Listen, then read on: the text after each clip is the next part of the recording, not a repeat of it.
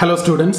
So in this session we are going to start with Robert Merton. So we have already completed Karl Marx. Okay. So Marx we have done, and then we have talked about Weber. We have done with Emile Durkheim, and we have done with Parsons. So four most important thinkers are done. So the four so-called difficult thinkers, or at least Parsons is considered as difficult by people. So we have completed that. Now we are moving to the fifth one, that is Robert Merton. 2 days is enough to complete this. Maximum 3 days I will finish it off. And then Mead, 1 day is enough. So in another 4 days, another 4 sessions, we will complete the thinkers. Okay. So let's get started with Robert Merton. So his approach is basically, he consolidated all the functionalist ideas that had been there till now. Okay. So till now we have discussed about Auguste Comte. Okay, we've talked about Auguste Comte's functionalism. So you don't want to know in detail about Auguste Comte's concept of functionalism, but just have an idea. It is based on consensus. Okay, so Comte's idea of functionalism is based on consensus. Everything is on the basis of consensus. And then we have also discussed about Herbert Spencer. So Herbert Spencer. So his idea is basically related to organismic functionalism. Okay, so organismic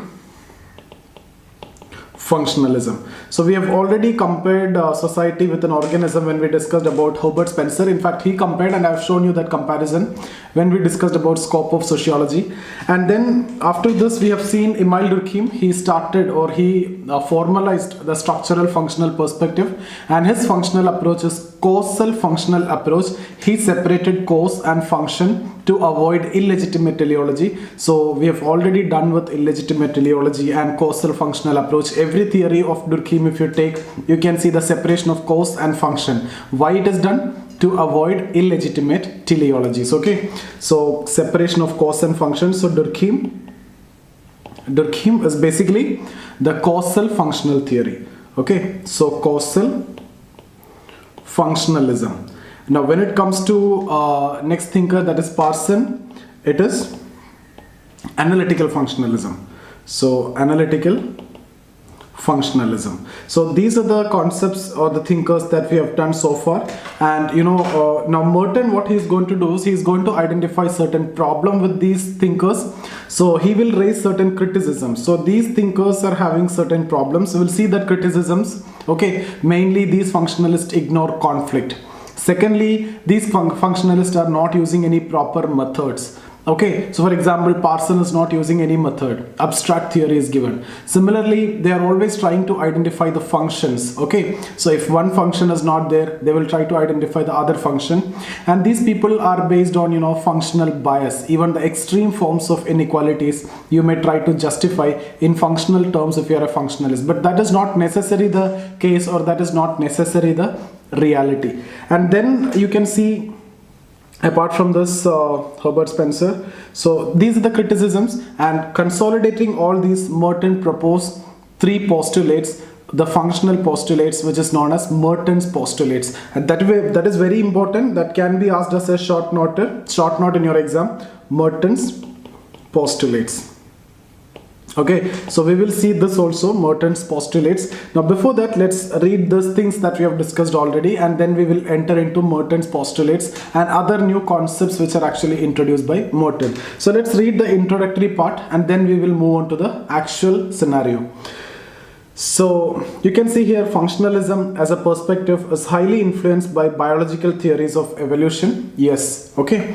The Darwin's theory of evolution, from there it have got that initial motivation. That's why Herbert Spencer compared it with organism, and organismic analogy was there, organismic functionalism. So the social reality is understood as constituting of elements providing one or the other function in the context of that reality only. Thus, functional analysis revolves around understanding specific aspect of reality, which helps in understanding the function or purpose or relevance or necessity, etc. Okay, so Auguste Comte emphasis on understanding consensus in society for the purpose of understanding social phenomena.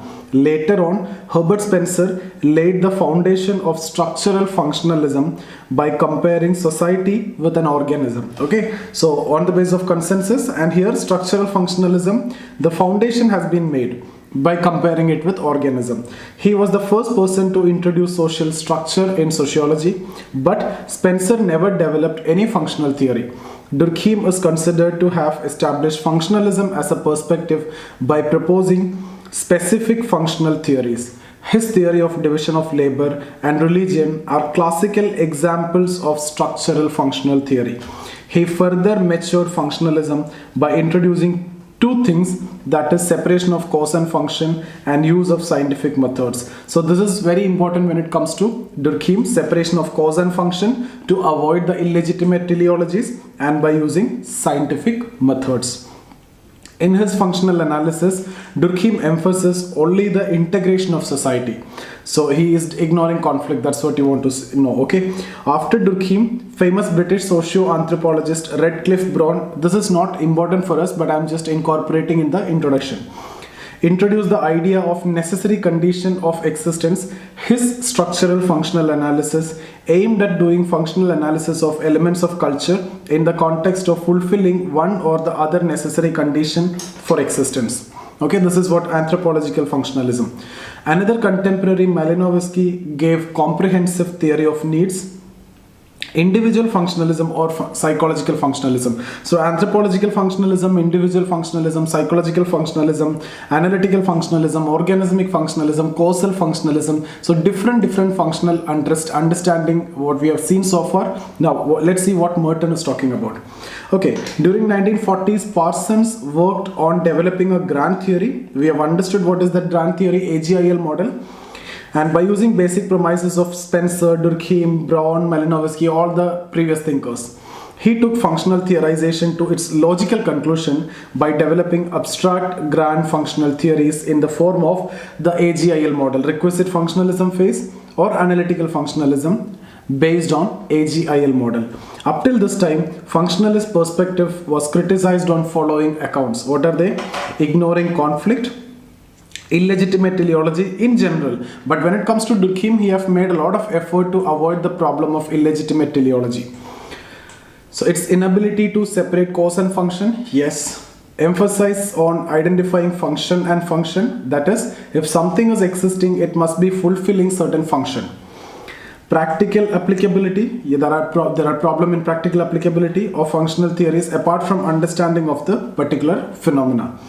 Lack of proper functional method. So these are the main problem, even though this is a general criticism, as Parsons are not using any method, but Durkheim, you can see, he is using statistical techniques in his theory of suicide, then indirect experiment in his theory of religion, multivariate analysis in his theory of suicide. So different methods are used by Durkheim, but these criticisms are in general, not specific. Okay, so you need to be very clear when you are using these criticism to specific thinkers. Mostly all these are applicable in case of Parsons, but not all are applicable in case of Durkheim. Especially teleology is not applicable.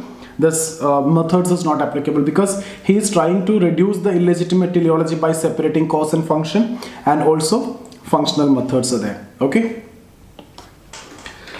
Now Merton's functional analysis should be seen in the light of these limitations and contribution of Merton in this regard. It includes three interrelated aspects.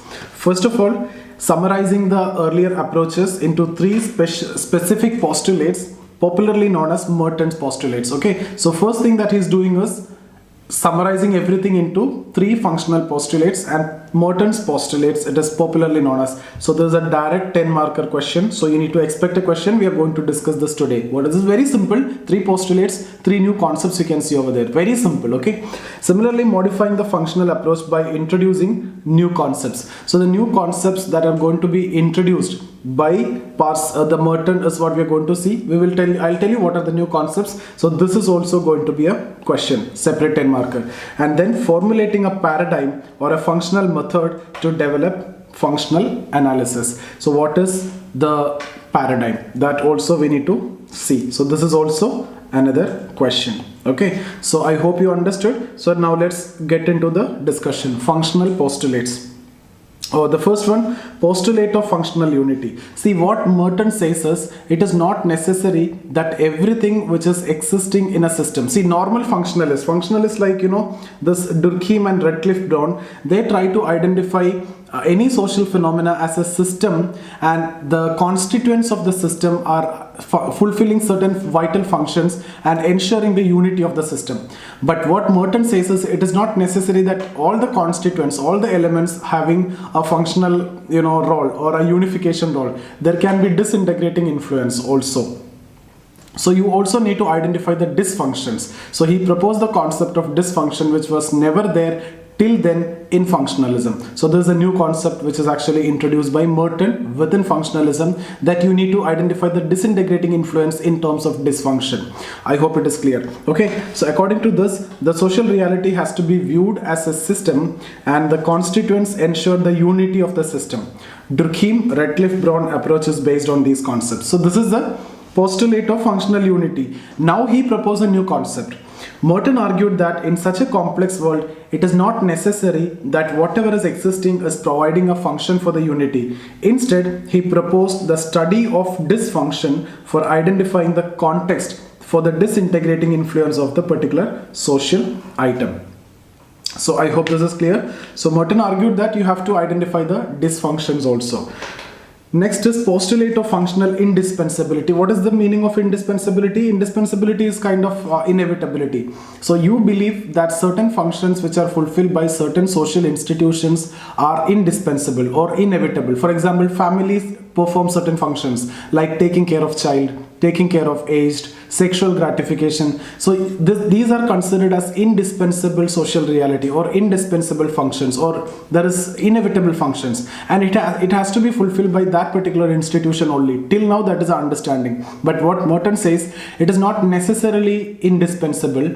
Okay, there can be some alternative. For example, taking care of child, it could be done by childcare centers. Taking care of aged, it could be done by old age homes. Even the sexual gratification also, there is no need to have a family. So there can be functional alternatives. So a sociologist should identify the functional alternatives also. You should not stick to the concept of indispensability. So I hope you understood. So functional indispensability has been understood in terms of the indispensability of certain function and social institution.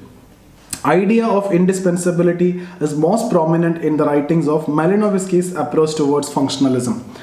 Merton modified his postulate by introducing the concept of functional alternatives, arguing that the same function may be performed by other items also. Okay? Now next is postulate of universal functionalism. So universal functionalism means everything will be functional. So here he is proposing a concept of it can be non-functional, it can be dysfunctional. So you have to identify the net balance. Okay, so according to this, all existing social and cultural forms are inevitably functional and serves positive functions. Comte and Malinowski forward the idea of universal functionalism.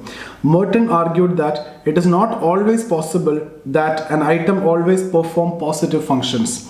It may be non-functional or even dysfunctional. He emphasized on specifying the context in which an item is to be studied and identifying the net balance. So you specify the context and identify the net balance. It can be dysfunctional, it can be non-functional. Okay, so you identify the functions and dysfunctions or non-functions, add some weightages and understand the net balance, and then tell whether it is altogether functional or not.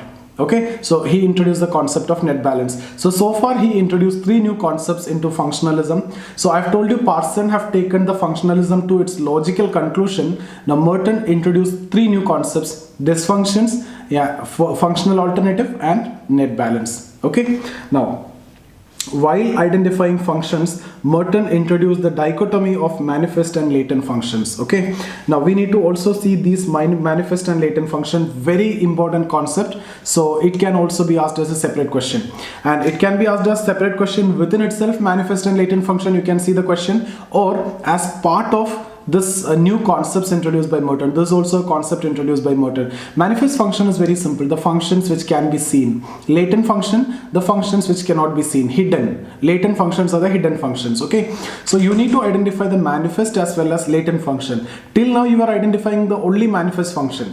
like subjective predisposition, manifest function. That is a word that the Merton used. So that means actor's intended meaning. Where we discussed about actor's intended meaning, Weber. Okay, so this is an approach of Weber to identify the actor's intended meaning. So Weber proposed to study intended meaning by the actor to understand the social action. Okay, so why you are preparing for civil service? Why you are studying sociology? What is the intended meaning? To get IAS. Okay, so what is the intended outcome? Getting IAS. So you preparing for this sociology.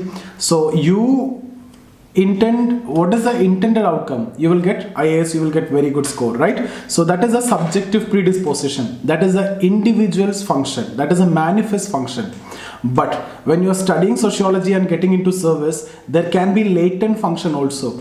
Since you have a good knowledge in sociology, you can see things in a very good perspective. Your personality will change, your views will broaden, the way you see inequality, the way you see crime, the way you see women, violence, everything will change. Okay, that is having a huge benefit to the society. So that is a latent function, hidden function.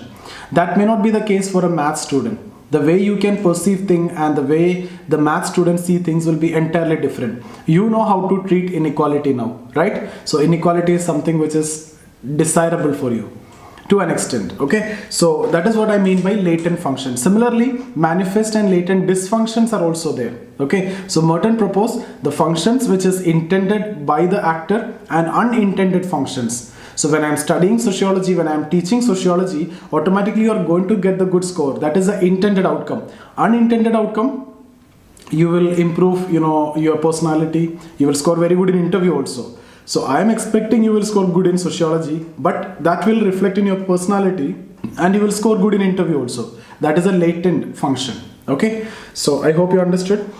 Thus, Merton modified the functional approach by introducing new concepts like dysfunction, functional alternative, non-function, net balance, manifest and latent function.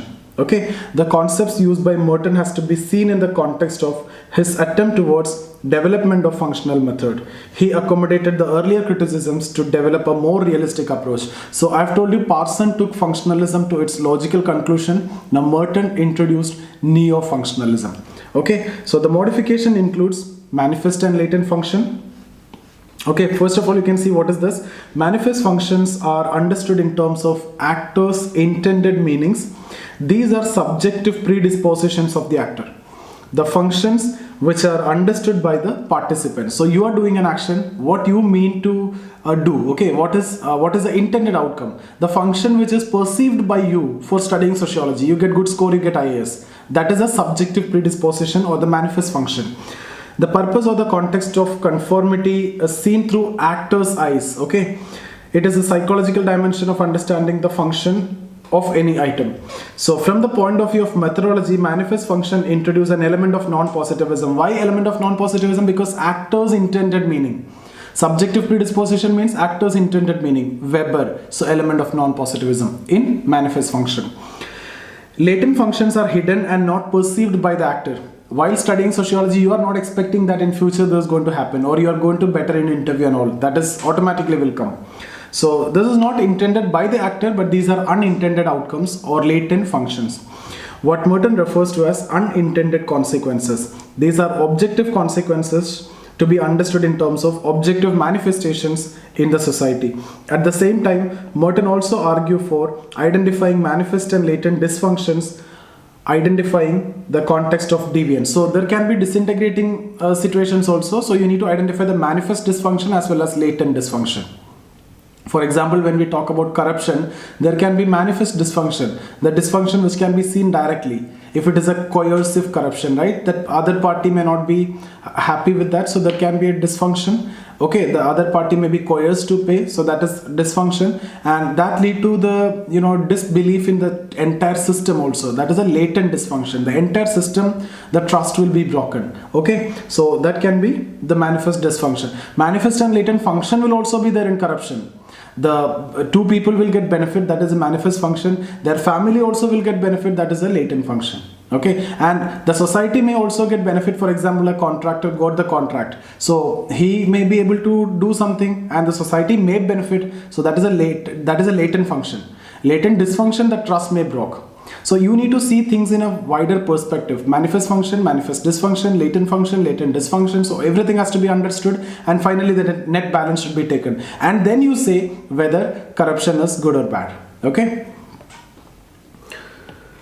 So that's about this session. So I hope you understood. We have discussed about postulates. So 2 questions we have identified. So that is the 2 questions that we have discussed are basically Merton's postulates, okay, and what Merton did before, compared all the thinkers, and he proposed 3 functional postulates by incorporating the criticisms, and he introduced new concepts. So 3 postulates can be asked, new concepts can be asked. So dysfunction, alternatives, net balance, manifest and latent function. So I hope this discussion is clear for all of you. Now we will continue with the next session. Next concept is functional paradigm. Very important concept. We'll do that. Okay. So see you guys. Thank you.